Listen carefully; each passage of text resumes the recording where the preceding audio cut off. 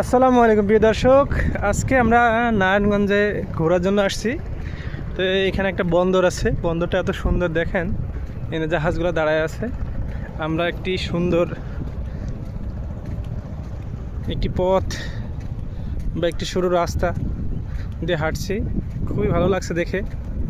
হালকা হালকা মৃদু রোদ আছে, তারপরও কেন জানি পরিবেশটা অনেক সুন্দর লাগতেছে আজকে। আমরা একটু পরেই এই নদীতে গোসল করব, একটু দপাদপি করব শরীরটা একটু ঠান্ডা করার জন্য। আমরা 3-4 জন আছি, আমার বন্ধুরা নাহিদ আছে, ইউসুফ আছে, সাথে মাইনুদ্দিন ভাই আছে, তার দুটা বেবি আছে ছোটো ছোটো।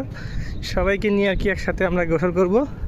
তো আপনারা দেখতে পাবেন যে আমরা কীভাবে গোসল করতেছি, পুরো ভিডিওটি আপনাদেরকে দেখানো হবে।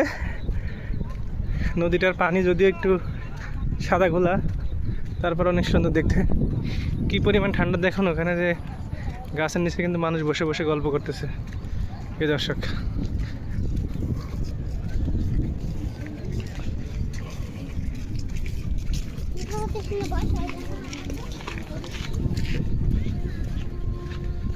এই ধরনের একটা জাহাজ চলে যাচ্ছে।